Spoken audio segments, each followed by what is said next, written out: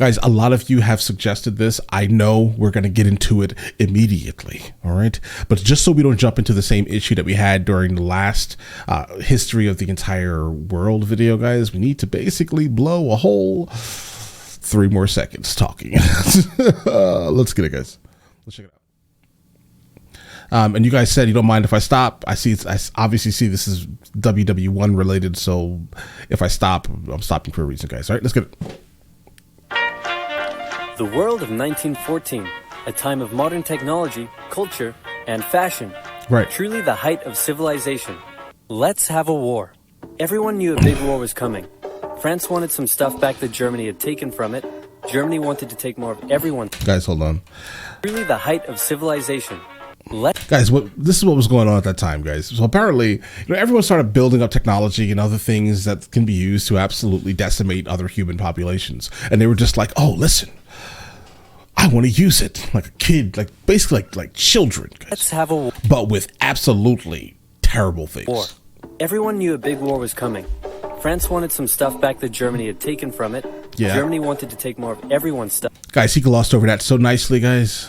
France wanted some stuff back that Germany had taken. Yeah, basically this region here was a super strategic take. If that makes any sense.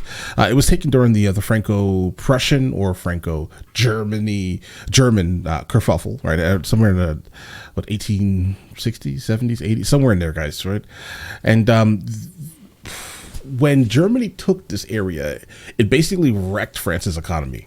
Okay, so obviously they didn't do it for that purpose, but if they did, it's a kerfuffle. It is what it is, right? But this very specific region is really important to safety, right? Think about where it is, guys. It's a super mountainous region here, and if you look at the kind of topographical map here, you'll see that one way in, one way out, and also surrounded by like mountainous regions here. Now, if Germany had the ability to control all of that and just have, for the most part, lowlands, right? They'd be safe, wouldn't they? Right? All strategical, political, and I think a little bit of cultural things that were going on in this very specific time here, guys. Yeah, somewhere around the 1880s or so. From it, Germany wanted to take more of everyone's stuff, and they were building a big, sexy navy that was making the British uncomfortable. These two empires thought they were really cool, but lots of different people who lived there didn't think it was so cool. And some of them had even been declaring independence with help from Russia. Yeah. Everyone was talking about each other behind each other's backs, throwing the fact that military technology had come a long way since the last major war, and suddenly everyone was pretty eager to beat each other up. In this area of Austria-Hungary lived some Serbs and Bosnians who hated living in Austria-Hungary. So the Austro-Hungarian Archduke Franz Ferdinand goes there for and his wife, the Duchess of Hosenberg. Nice drive in an open-top car with his car's route published in advance. And that we're telling this story. Just about as well as you'd expect. Some assassins were waiting for him along the way and threw bombs at his car. Didn't work. But they missed and blew up some officers behind him instead. So the Archduke goes into hiding, leaves Sarajevo, and the whole war never happened. What are you talking about, bro? Listen. So when that crazy event happened, right, when they were driving down the street with like a procession of other vehicles, and absolutely the some of the people that were protecting him in the car behind him absolutely got hit by that thing, right? And absolutely. But guys, hours later, and I mean like hours later, he was just like, oh, they must be all gone, and drove down. He drove down. Who was on his team that said this was a good idea? I don't know, guys. Listen, I wish I could tell you honestly, right? But either way, the man drove down the road in the exact way that he basically dictated in the newspaper. You know what? They're gone. We're just gonna go about our way. And he basically got one-shotted. Him and his wife got one-shotted. Call of Duty one-shot. No scope, guys. All right? That's what happened. Except no, the Archduke doesn't leave, but instead goes back out in the open-top car to visit the injured couple hours later. Hospital. The driver takes a wrong turn and by sheer coincidence gets stuck beside one of the failed assassins. Right. Who shoots him. One shot. Bow. Austria-Hungary is understandably pissed about all this, and they think the Serbian government had something to do with it, which they might have. So they go They did, absolutely. Serbia just wanted to create like a new southern state, and they realized that this guy was for the most part stopping this process here, right? For the most part extremely prolific in his area, right? Now Serbia is just like, let's try to make a Southern Slav state, right? And then they ended up doing, they basically wanted a Yugoslav state. That was the purpose of that very specific incident. Ally Germany and say, hey, Germany, we're going to declare war on Serbia. And Germany is all for that. So Austria-Hungary send a big list of impossible demands to Serbia, and when Serbia refuses, they declare war. They baited him in. Absolutely baited him in. Austria-Hungary and Germany are friends, and Serbia is protected by Russia, who's friends with France, so they'll declare war on each other. Mm-hmm. Montenegro joins in too. France and Britain also have a kind of alliance. Right. So when France says, hey, Britain, you got my back? Britain is like, maybe. Yeah. Right. And then they decide they still kind of have an issue with each other a little bit, right? If you ever hear like French people speak about British people, it's an interesting thing. Some of them, at least, right? And then vice versa, identical, guys. to stay out of it, which is great for Germany because outside Germany looking in, obviously, guys. They know that Russia is so big and clumsy that it will take them a while to get ready for war. Mm-hmm. So with this guy in charge, Germany will send all its troops into France at lightning speed while Russia's getting ready, defeat France, then move all the troops to Russia and defeat Russia, and then we all speak German and eat Pfeffer. Yeah, bro, that didn't happen. Podcast every day. I'm gonna be honest, guys. This looks disgusting. All right. Are those pickles? I'm sorry, guys. Is that like whipped butter? Sour cream? Whipped? Guys, I don't even know, guys. Just one problem. France has loads of forts and defenses along its German border. Yeah. And Germany... And they did that once they lost that piece of land, guys. Can't waste any time fighting them. So Germany decides to go around them. Oh, right. The Battle of Liège. Guys, this battle was wild. Okay, so the Battle of Liège, they basically brought in their second army, right? And they, for the most part, went up into like a, Belgium, instead of being like this like neutral power, right, was just like, you're not coming into I'm not letting you into my country just to go through my country because you're going to wreck my country. Instead, Belgium, they don't really have a gigantic military force at that time. I think they had like 70,000 people or something that actually could be instantly mobilized to that very specific region of Belgium. And they were able to kind of hold back Germany for a little while until they couldn't, right? Because think about it for a second here. The second army had like 320 or 30 or so thousand.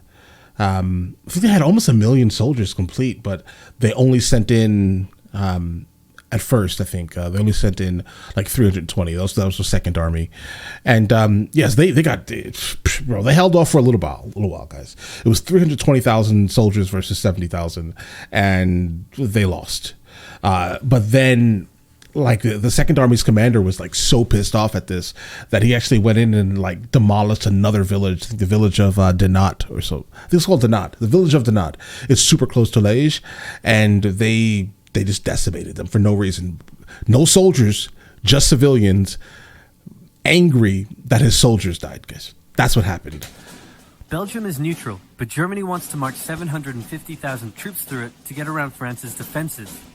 But don't think Belgium's alone though. Like they're neutral, sure, but other countries were not extremely happy that Germany just basically ran through it for no reason, guys. They were not happy, right? They're hoping Belgium will just kind of sit down and shut up, but they don't. They fight back. Right. And they're pretty good too, so they slow the Germans down. What's worse is that Britain shows up, and they're pretty pissed that Germany's invading neutral countries. Yeah. So now Britain declares war on Germany. Right. So Germany push on through Belgium and commit some atrocities. Oh, the burning of Louvain. This has, I think, a couple of names, guys. The burning of Louvain, the sack of Louvain, and another one. We're going to say tape, but take the T away and put an R there. Of Belgium. That's basically how this very specific thing is like classified, if you want to actually go research it, if you desire it at least. The reason why this happened was because as the Germans were basically making their way through Belgium, there were snipers, guys. All right, they were on the roof and they were just picking them off. So, but the fact that they couldn't reach them, they were like, no problem, we will burn your whole city, bro. All right. That's like using like a 18-wheeler like truck, I'd say, right, to delete a fly, bro. That's what happened, right? I have no idea how many like of the snipers were actually there. I don't remember, at least, but I'm sure it wasn't enough to just absolutely burn the whole city down, guys. That's wild. All right. Britain declares war on Germany. So Germany push on through Belgium and commit some atrocities along the way. They also wear spikes and sometimes skulls on the uniform. So if you're trying to not look like the bad guys, good job. Right. The Allies have a propaganda extravaganza. Yeah. Trying to not look like the bad guys, good job. The Allies. Right here. This is what it was called.